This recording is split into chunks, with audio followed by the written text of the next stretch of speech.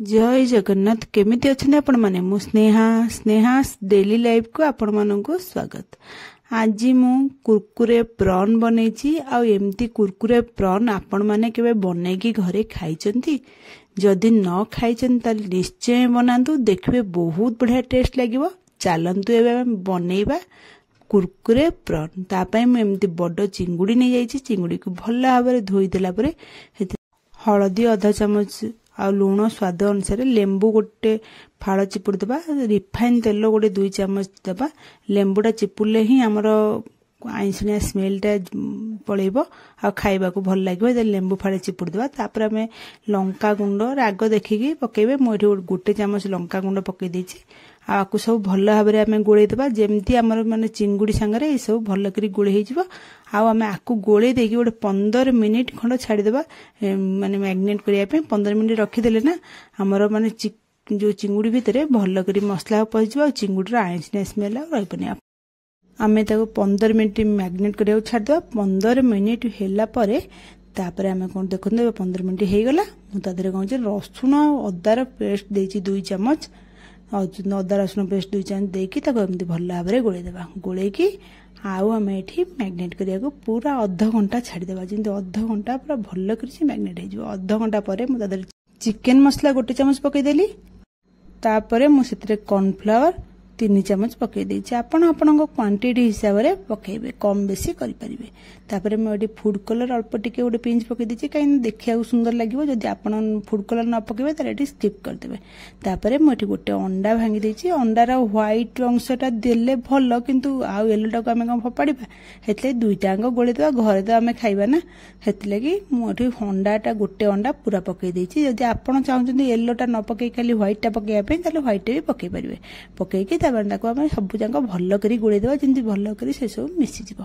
तापरे मैं tomato ketchup गोटे चमच, सोया सॉस अल्प टिके, आठी गोलमरीच गुंड ब्लैक पेपर पाउडर गोटे छोट चमच पके देछि। पकेले टेस्टा भल आसबो। आपण माने के स्किप करबेनी, मु जहा जहा कहूची से ऐसा पकेबे।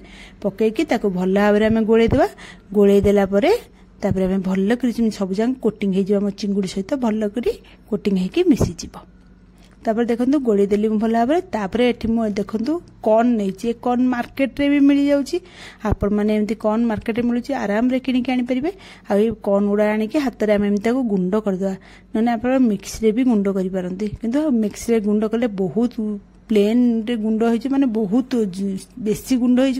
हाथ रे एमती मोड़ दिले ना परफेक्ट गुंडो हबो। हेते एमती गुंडो कर दवा। गुंडो कर देला परे तापर चिंगुडीटा को हम जो गोले की रखिथिले, जो मैग्नेट करके जो सब रखिथिले मसला रे, ताको हम चिंगुडा कइतरे पकै देबा। आ तापर कॉर्न भल्ला भाबे लगे देकी हम सेपटे तेल गरम करिया बसि दिथिली कढ़ी रे। रिफाइन तेल गरम हैला परे तेल हम से चिंगुडा पकै देबा। पकै देकी एटी गैस को मीडियम फ्लेम रखिथिबे, बेसी हाई करिबानी, लो मीडियम फ्लेम रे हम ओडे 5 ରୁ 7 मिनिट गोटे साइड छाड़ देबा। 7 मिनिट पर देखंतु मु लेउटे की आपण मानकु देखै देउची। देखि पारथुए गोटे साइड केते सुंदर कलर पळे आछि। तापर हम एमती 2 साइड जांको भल करी सेकी देबा। 2 साइड जांको भल करी करके हम सेकी देला परे देखि पारथुए 2 साइड जांको भल करी सेकी देछि। आपण देखले ही जानि पारथुए एटा केते भल हेतिबो। आपण माने भल भाव 2 साइड जांको भल करी सेकिबे, जेमती गोल्डन रेड कलर पळे आसो 2 साइड जांको। आपण माने भल करी ताको सेकी देला परे तापर देखंतु मोर बे भल करी एटा 2 साइड जांको भल करी गोल्डन रेड कलर पळे आसलानी। आउ ताको बेसी करिया ना पोडी जिवो, बेसी छाडी में भाजीबानी।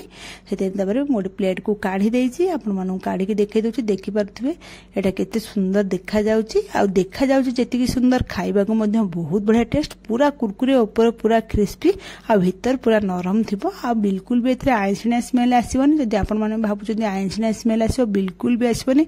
आपण माने आकु थरे ट्राई करंतु, आ निश्चय घरे समस्त खाइबा देंतु। आपण भी खांतु। भल लागिले मो चैनल को लाइक, शेयर, सब्सक्राइब निश्चय करिवे। कमेंट माध्यम रे मते निश्चय जणिबे आज रेसिपी केमिति।